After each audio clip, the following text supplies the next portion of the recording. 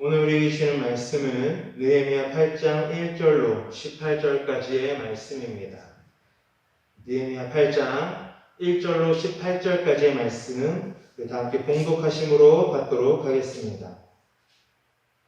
이스라엘 자손이 자기들의 성읍에 거주하였더니 일곱째 달에 이르러 모든 백성이 일제히 수문 앞 광장에 모여 학사 에스라에게 여호와께서 이스라엘에게 명령하신 모세의 율법책을 가져오기를 청하매 일곱째 달 초하루에 제사장 에스라가 율법책을 가지고 회중 앞 곧 남자나 여자나 알아들을 만한 모든 사람 앞에 이르러 수문 앞 광장에서 새벽부터 정오까지 남자나 여자나 알아들을 만한 모든 사람 앞에서 읽음에 뭇 백성이 그 율법책에 귀를 기울였는데 그때 학사 에스라가 특별히 지은 나무 강단에 서고 그의 곁 오른쪽에 선자는 마띠디아와 스마와 아나야와 우리야와 힐기야와 마아세야요 그의 왼쪽에 선자는 부다야와 미사엘과 말기야와 하숨과 하스바타나와 스가랴와 무술람이라. 에스라가 모든 백성 위에 서서 그들 목전에 책을 펴니 책을 펼 때에 모든 백성이 일어서니라. 에스라가 위대하신 하나님 여호와를 송축하며 모든 백성이 손을 들고 아멘 아멘 하고 응답하고 몸을 굽혀 얼굴을 땅에 대고 여호와께 경배하니라. 예수아와 바니와 세레바와 야민과 악국과 사부대와 호디야와 마아세야와 그리다와 아사랴와 요사밧과 하난과 블라야와 레위 사람들은 백성이 제자리에 서 있는 동안 그들에게 율법을 깨닫게 하였는데 하나님의 율법책을 낭독하고 그 뜻을 해석하여 백성에게 그 낭독하는 것을 다 깨닫게 하니 백성이 율법의 말씀을 듣고 다 우는지라. 총독 느헤미야와 제사장 겸 학사 에스라와 백성을 가르치는 레위 사람들이 모든 백성에게 이르기를 오늘은 너희 하나님 여호와의 성일이니 슬퍼하지 말며 울지 말라 하고 느헤미야가 또 그들에게 이르기를 너희는 가서 살진 것을 먹고 단 것을 마시되 준비하지 못한 자에게는 나누어 주라. 이날은 우리 주의 성일이니 근심하지 말라. 여호와로 인하여 기뻐하는 것이 너희의 힘이니라 하고 레위 사람들도 모든 백성을 정숙하게 하여 이르기를 오늘은 성일이니 마땅히 조용하고 근심하지 말라 하니 모든 백성이 곧 가서 먹고 마시며 나누어 주고 크게 즐거워하니 이는 그들이 그 일껏 들려준 말을 밝히 알미라.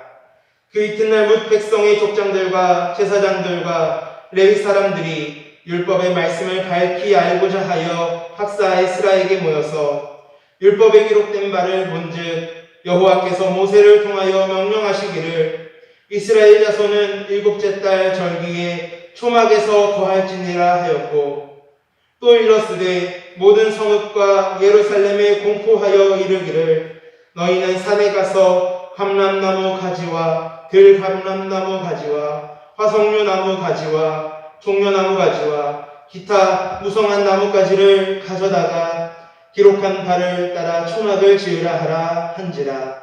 백성이 이에 나가서 나뭇가지를 가져다가 혹은 지붕 위에 혹은 뜰 안에 혹은 하나님의 전뜰에 혹은 숨은 광장에 혹은 에브라임 문 광장에 초막을 짓되 사로잡혔다가 돌아온 회중이 다 초막을 짓고 그 안에서 거하니 눈의 아들 여호수아 때로부터 그날까지 이스라엘 자손이 이같이 행한 일이 없었으므로 이에 크게 기뻐하며 에스라는 첫날부터 끝날까지 날마다 하나님의 율법책을 낭독하고 무리가 이래 동안 절기를 지키고 여덟째 날에 규례를 따라 성회를 열었느니라. 아멘. 오늘은 느헤미야 8장의 말씀을 통하여서 말씀으로 일어난 부흥이라는 제목으로 함께 은혜를 나누고자 합니다. 이렇게 말씀을 전할 수 있도록 해주신 하나님과 담임 목사님께 감사를 드립니다. 우리가 오늘 이 읽은 느헤미야의 그 말씀의 역사적 배경은 어떻습니까? 이스라엘 백성들이 주전 586년에 바벨론 나라의 포로가 되어서 그 나라에서 70년 동안이나 포로 생활을 하게 되었습니다. 그러다가 이제 주전 538년에 하나님의 은혜로 이제 해방을 맞이하게 되었고, 수룹바벨과 에스라의 인도로 2차에 걸쳐서 예루살렘으로 귀환하게 되었습니다. 우리가 이 느헤미야서를 읽어보면 크게 두 부분으로 나누어지게 됩니다. 우리가 1장부터 7장까지는 이제 무너진 예루살렘의 성벽을 재건하는 내용이 주된 내용으로서 정치적이고 행정적인 면을 많이 다루고 있는 반면에 이 8장부터 그 이후의 말씀들은 신앙의 회복에 대해서 다루고 있습니다. 이스라엘은 예루살렘 성전과 성곽만 파괴된 것이 아니라 그들의 어떤 심령도 허물어져 있었다는 것이죠. 그래서 정말 이들의 영적인 상태는 최악의 상태로 피폐해져 있었습니다. 바로 이때 학사겸 제사장이었던 에스라가 말씀의 부흥회를 통하여 이들의 허물어진 심령을 재건하며 새롭게 회복시켰던 것입니다. 느헤미야는 예루살렘의 성을 재건하는 일을 하였다면 이 에스라는 허물어진 이스라엘 백성들의 마음을 재건하였다라는 것이죠. 그렇습니다. 이 폐허가 된 이 예루살렘 성의 성전과 또 적의 이 침략을 막기 위해서 성벽을 쌓는 것은 매우 중요한 일입니다. 하지만 그 성 안에 사는 이 이스라엘 백성들의 심령의 재건이 없이는 그 나라가 건재하다라고 할 수가 없는 것이죠. 이는 마치 풍요한 생활을 누린다 할지라도 국민들의 정신적이고 도덕적인 무장이 없이는 나라의 안녕과 번영이 보장되지 않는 것과 마찬가지의 이치인 것입니다. 더 나아가서 우리 성도들은 영적인 무장이 되어 있어야 할 줄로 믿습니다.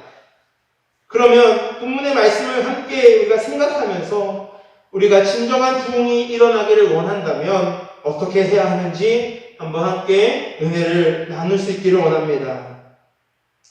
오늘 1절 말씀을 보니까 이제 이스라엘 자손들이 자기들의 성읍에 거주하였다라고 말합니다.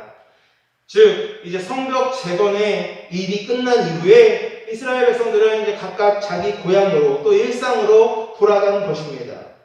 그리고 이제 7월이 되자 각각 자기 고향에 거하던 이스라엘 자손들이 예루살렘으로 모이게 되었습니다. 7월 1일에 있는 나팔절을 지키기 위함입니다. 이제 예루살렘으로 모여든 백성들은 학사 에스라에게 율법책을 가져오도록 청합니다. 그리고 에스라는 수문학 광장에서 특별히 제작한 강단에 올라가 백성들에게 율법책을 읽어주었습니다. 이 율법책 강독은 초하룻날 새벽부터 정오까지 이어졌고 모든 백성들은 그 율법책을 듣는 것에 귀를 기울였습니다. 에스라가 책을 펼 때에 온 백성이 일어섰습니다. 에스라가 하나님을 찬양하면 백성들도 역시 손을 들고 아멘 하면서 화답했고 엎드려 얼굴을 땅 위에 대고 주님께 경배하였습니다. 그리고 레위 사람 몇몇이 이 돌아다니면서 율법책이 낭독될 때에 그 뜻을 주변에 있는 사람들에게 해석해 주었습니다. 이스라엘 백성들은 말씀을 들으면서 이 말씀이 깨달아지면서 말씀에 감격하며 모두 다 눈물을 흘리게 되었던 것입니다. 여기서 율법책이라 함은 히브리어로 토라라고 해서 구약 성경의 첫 번째에 있는 5권, 즉 창세기부터 신명기까지의 이 모세 오경을 말하는 것입니다. 이 모세 오경을 낭독하고 뜻을 해석할 때에 그동안 하나님을 떠나 살던 자신들의 죄악이 드러나고 또한 그럼에도 불구하고 이스라엘 민족들을 선택하여서 언약을 세우시고 가나안 땅으로 인도하시던 하나님의 한량없는 그 은혜가 깨달아지는 것입니다. 그야말로 전 민족적인 이 말씀의 부흥회가 일어나게 된 것이죠. 이렇게 이스라엘 백성들에게 말씀이 들려질 때에 그들이 감격하게 되고 심령이 회복되어지게 되고 신앙이 회복되게 된 데에는 몇 가지 원인이 있었습니다. 먼저는요, 그들이 하나님의 말씀에 그 갈급함이 있었다라는 것입니다. 그들은 나라를 빼앗기고 오랜 기간 포로 생활을 하게 되었습니다. 마치 암흑과도 같은 그런 어두운 시기를 지났습니다. 그 기간 동안 그들은 단순히 이 일상의 삶만을 잃어버린 것이 아니라 영적으로도 암흑기였습니다. 말씀이 사라진 시기였기 때문에 그렇습니다. 그들이 예배를 드릴 수가 없고 말씀을 들을 수가 없고 그렇게 기도할 수 없는 그런 환경 가운데서 이제 너무나도 그 심령 가운데 이 갈급함이 생기게 되었다라는 것이죠. 그리고 두 번째로 그들은 이 하나님의 말씀을 간절히 사모하였다라는 것입니다. 이스라엘 백성들은 말씀 앞에 새벽부터 정오까지 모였습니다. 그리고 그 말씀을 토시 하나라도 놓치지 않으려고 귀를 기울이고 집중하였다라는 것입니다. 이른 새벽부터 정오까지 한시의 틈도 없이 그 말씀에 집중할 수 있었던 것은 그 힘은 바로 이 사모함과 간절함이 있었다라는 것이에요. 우리 성도 여러분들에게도 이러한 말씀에 대한 사모함과 간절함이 있게 되기를 간절히 소망합니다. 저는 이러한 이스라엘 민족의 말씀에 대한 이 갈급함과 사모함의 모습을 보면서 우리나라의 이 초창기 기독교의 모습이 떠올랐습니다. 현재 우리나라의 이 기독교는 선교사 파송 제2위의 국가, 또 전 세계적으로 가장 큰 교회들이 세워진 나라. 이 기독교의 문화가 또 기독교의 이 힘이, 세력이 많이 왕성하여진 그런 나라가 되었습니다. 그런데 그 시작은 힘이 미약하였다는 것이죠. 그런데 그 미약했던 이 교회의 이 폭발적인 부흥이 이제 일어나게 된 것은 바로 1907년 평양 대부흥운동에서였습니다. 이 평양 대부흥운동의 발단이 어떤 것인지 아십니까? 1907년 1월 2일부터 15일까지 평양에 있는 장대현 교회에서 2주간 계속된 남성들을 중심으로 한 사경회에서 시작되었다는 것이죠.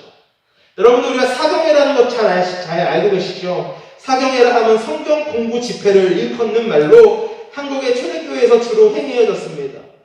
최초의 사경회는 이 1890년 언더우드 선교사의 사랑채에서 열린 것이며 처음의 성격은 신학을 연구하는 그런 신학반의 성격을 띄었습니다.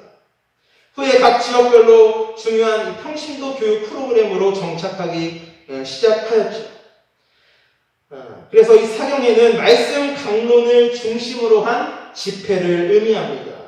초대 한국교회에서 사경회는 그 열기가 굉장히 뜨거워서 새벽부터 한밤까지 하루 종일 꼬박 성경을 그렇게 듣고 또 그런 날들을 일주일에서 2주씩 보통 그렇게 하는 것이 보통이었습니다. 그리고 당시 교회는 이렇게 동네마다 여러 개가 있는 게 아니라 아주 그 지역마다 간혹가다 한 개씩 있는 것이 보통이었어요. 그래서 여러분 만약에 당시에 교회가 이렇게 많지가 않으니까 어느 가까운 지역의 교회에서 사경회가 한다라고 하면 300리길을 마다하지 않고 걸어가서 그렇게 참석했다라고 합니다. 또 어느 문헌에는 평양에서 사경회가 열린다라고 하는 소식을 듣고 한 형제가 전라도 목포 그 무안지방에서 개나리 봇짐을 지고 평양까지 찾아왔다고 하는 그런 기록도 있습니다. 아낙네들은 등에 어린 아이들을 업고 왔는데 그들의 손에는 떼묻고 그 다음에 너무나도 그 손이 많이 가서 닳고 다른 성경이 꼭 쥐어져 있었습니다. 그렇게 해서 모여서 그들이 이 성경을 사경회를 말씀을 그 사모하는 마음으로 들을 때에 이 안에 교회 예배당에 꽉 차서 그 복도까지 그 바깥 뜰까지 사람들이 가득 차서 그렇게 이 사경회가 진행되었다라고 하는 것입니다. 이처럼 한국교회가 대부흥을 경험하고 놀라운 성장을 거듭하여 오늘날에 이룰 수 있었던 그 힘은 바로 이와 같은 말씀에 대한 갈급한 심령과 간절한 사모함이 있었다라는 것입니다. 몇 해 전까지만 하더라도 우리 한국교회, 우리 감리교회 안에서도 각 지방별로 매년 사경회가 있었습니다. 3일 내지 4일 동안 낮에는 연도별로 강의를 듣고 밤에는 집회를 갖는 식으로 사경회가 많이 진행이 됐었는데 요즘에는 그러한 전통들이 점점 사라지고 있는 것 같아서 안타까운 마음이 듭니다. 우리가 예전에 이 초창기에 한국교회들이 가지고 있었던 그 말씀에 대한 열정들이 많이 사그라들고 있다라는 것이죠. 오늘날 우리가 드리는 예배 가운데 우리는 얼마나 간절함과 사모함으로 이 말씀 가운데 나아가고 계십니까? 우리는 지금 손만 뻗으면 잡을 수 있는 말씀이 있고 또 TV, 인터넷, 스마트폰을 통하여서 검색하기만 하면 들을 수 있는 말씀들이 넘쳐납니다. 우리가 이 말씀의 홍수의 시대 가운데서 예배의 자리들도 참 많이 생겨났습니다. 교회들이 많이 있는 것뿐만이 아니라 여러 선교단체들도 있고 예배들이 많고 행사들도 너무나도 많이 있죠. 이처럼 말씀과 예배의 홍수 시대 속에서 우리는 이 말씀에 대한 갈급함을 잃어버리고 그로 인해 말씀에 대한 간절함과 사모함까지 잃어버리게 된 것은 아닌가 생각해 보게 됩니다. 간절히 소망하기는 저부터 시작해서 우리 모든 성도들에게 이 말씀을 향한 갈급함과 사모함이 회복되어질 수 있기를 간절히 소망합니다. 그리고 그와 같은 은혜가 한국교회 전체에 흘러넘치게 될 수 있기를 간절히 소망합니다. 한국교회의 회복과 부흥을 위해서 여러 가지 부흥을 위한 방법론을 이야기하고 또 여러 가지의 방법들에 대해서 연구하고 생각하지만 가장 첫 번째는 바로 이 말씀에 대한 갈급함과 사모함이 회복되어지는 것이에요. 그렇다라고 한다면 120년 전 한국교회에 임했던 대부흥의 역사가 다시 한번 이 땅 가운데 체현될 것이라고 믿습니다. 그리고 이제 이스라엘 백성들이 이렇게 말씀으로 회복되며 뜨겁게 흘린 눈물을 느헤미야는 기쁨의 축제로 연결시키는 것을 보게 됩니다. 9절 후반부와 12절까지의 말씀을 보면 이 총독 느헤미야와 에스라와 모든 레위인들은 이제 더 이상 울지 말라고 하며 여호와를 기뻐하라고 권면하고 있습니다. 그리고 음식을 나눠 먹으며 크게 즐거워했다라고 이야기합니다. 그 즐거움의 원인이 무엇입니까? 12절 말씀을 보십시오. 모든 백성이 곧 가서 먹고 마시며 나누어주고 크게 즐거워하니 이는 그 읽어 들려준 말을 밝히 알리라. 아멘. 이런 기쁨은 어디서 오는 기쁨인가? 말씀을 듣고 말씀을 깨닫고 말씀에 전심으로 우리가 반응할 때에 나타나게 되는 그런 기쁨이요 즐거움인 것입니다. 우리가 말씀을 듣고 깨닫게 되고 하나님의 뜻을 발견하니 너무나도 기쁘고 또한 자신들을 용서하여 주시고 또 다시 이제 돌아오게 하셔서 예루살렘 성을 재건하게 하시는 그 하나님의 그 은혜가 너무나도 감사해서 기뻐하게 되는 것이죠. 사랑하는 성도 여러분, 우리들도 이러한 말씀의 감격으로 인하여 늘 기쁨이 넘치실 수 있기를 소망합니다. 우리가 느헤미야의 말처럼 여호와를 기뻐함이 우리의 힘이 되는 줄로 믿습니다. 우리가 주님의 말씀을 붙들고 우리가 살아가는 이 하루하루 순간순간이 다 은혜요 섭리임을 기억할 수 있게 되기를 간절히 축복합니다. 이제 그들이 말씀을 통해서 그 간절함과 갈급함, 사모함을 통하여 그들의 심령이 회복되어지고 또 그들에게 기쁨과 즐거움이 넘치게 되었는데 이제 계속해서 그들이 어떤 모습을 보여줍니까? 이 백성들이 돌아가지 않고 에스라에게 또 찾아와서 계속 말씀을 읽어줄 것을 요청하였습니다. 에스라는 율법의 말씀을 그들에게 전하면서 7월에 초막절을 지킬 것을 권고합니다. 말씀 가운데 신앙이 회복된 이스라엘 백성들은 하나님의 말씀에 순종하여서 이제 초막절을 지키게 됩니다. 이 초막절이라고 하는 것은 출애굽 시대에 그들이 이 광야에서 이 초막을 짓고 살았던 것을 기억하며 지키라고 하나님께서 주셨던 절기였죠. 그런데 그들이 이 시대가 지나고 역사가 흐르고 나면서 점점 그들의 신앙이 무뎌지고 무너지고 그 다음에 또 포로 생활까지 하게 되면서 이러한 절기가 완전히 사라지고 없어졌던 것입니다. 그런데 이제 에스라가 이 말씀을 강론하고 이스라엘 백성들의 신앙의 회복이 일어나고 나서 그들에게 뭐라고 얘기합니까? 이제 하나님의 말씀대로 우리가 초막절을 지키자라고 이야기하고 있는 것입니다. 이스라엘 백성들이 이 말씀 가운데 신앙이 회복된 이스라엘 백성들은 하나님의 말씀에 순종해서 이 초막절을 지키게 되죠. 여러분들 초막절이라고 하는 것은요, 이제 나뭇가지나 이런 것들을 가져다가 이 지붕이나 마당에다 초막을 짓고 거기에 7일 동안 거하면서 매일 말씀을 듣고 그렇게 절기를 지키는 것입니다.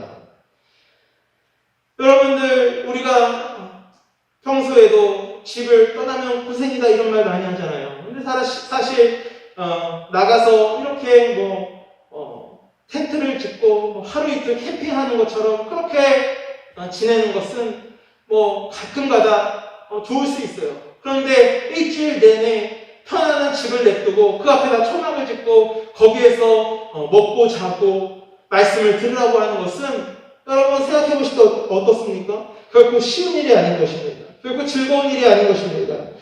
그것이 결코 쉽게 그들이 마음이 동하는 그런 일들이 아니었다는 거예요. 그런데 이 이스라엘 백성들이 다시금 이 말씀으로 그들의 심령이 회복되어지고 난 이후에 정말 그렇게 힘들고 어려운 일이라 할지라도 이 초막절을 이렇게 은혜롭게 지키는 것을 우리가 볼 수가 있게 됩니다. 참으로 아름다운 모습이요, 이스라엘의 영적인 구원과 회복이 분명하게 일어났다는 것을 증거하는 모습입니다. 여러분, 성벽을 재건한 이후에 이스라엘 백성들이 우리에게 보여주는 분명한 메시지가 있습니다. 바로 이 말씀입니다. 예루살렘 성전도 지었고 성벽도 재건했습니다. 겉으로는 이제 과거의 예루살렘의 모습을 거의 다 회복했습니다. 그러나 진정한 회복은 바로 하나님께로, 하나님의 말씀으로 돌아가는 것이 진정한 회복인 것을 우리에게 보여주고 있는 것입니다. 또한 이 초막절을 지키는 것은 광야의 삶을 되새기는 것입니다. 과거의 이 광야에서 40년 동안이나 이 초막을 짓고 살던 그때에 아침마다 하나님께서 만나를 내려주시고 반석에서 물을 내어주시고 메추라기를 주시고 모든 적의 공격으로부터 보호해주시던 그때, 바로 그때의 그 은혜를 잊지 말라고 하는 것입니다. 자신들의 힘으로는 아무것도 할 수 없었고 아무것도 얻을 수 없었던 그때, 내일을 알 수 없는 불안한 삶이었지만 이 하나님의 정확하시고 놀라운 인도와 보호와 공급하심으로 그 하루하루 살아가 결국 40년이라고 하는 어마어마한 시간 동안 그들이 부족함 없이 살았었던 그때, 늘 하나님의 임재를 체험하며 하나님의 은혜와 능력을 붙들고 살았던 그때를 기억하라라고 하는 것입니다. 하나님의 말씀을 들을 때 뜨거워지고 감동을 받고 기쁨을 눌렀던 그 은혜, 그 신앙, 그 마음도 기억하라라고 하는 것입니다. 그것이 바로 초막이 거하는 의미입니다. 우리에게도 그러한 시간과 그러한 마음이 필요한 것이죠. 과거 어려웠던 시절에 하나님을 철저히 의지하며 기도했던 그때에 기적 같은 하나님의 손길을 경험하고 위기를 극복했었던, 그리고 하나님의 말씀이 꿀송보다 더 달고 말씀을 들을 때 정말 뜨겁게 눈물을 흘리며 감격했고 그래서 하나님은 정말 기뻐했고 사랑했던 그 시절을 우리가 기억할 수 있기를 원합니다. 말씀을 향한 갈급함과 사모함이 회복되어지고 우리의 심령이 다시금 부흥을 경험할 수 있기를 간절히 주님의 이름으로 축원합니다. 오늘 우리가 이 말씀을 통해 느헤미야 8장의 말씀에서 이스라엘 백성들이 이제 그들의 이 암흑기를 지나서, 영적인 암흑기를 지나 이제 하나님의 말씀이 새롭게 들리어지고 그 은혜를 회복하고 다시금 그들의 삶 가운데 하나님의 은혜를 경험하고 기억하고자 이 초막절까지 지키는 이 예루살렘, 이 이스라엘 백성들의 그 모습을 보면서 오늘날 우리들도 이와 마찬가지의 놀라운 회복과 부흥이 있게 될 것을 간절히 소망합니다. 다시 한번 우리가 이 말씀에 대한 갈급함이 있는가, 또 사모함이 있는가, 그리고 우리가 정말 처음 하나님의 은혜를 경험했던 그때의 그 감격을 우리가 간직하고 있는가, 우리가 이런 것들을 다시 한번 돌아보면서 되새기면서 우리 가운데 다시 한번 말씀으로 인한 뜨거운 부흥과 회복이 일어날 수 있게 되기를 주님의 이름으로 간절히 축원합니다.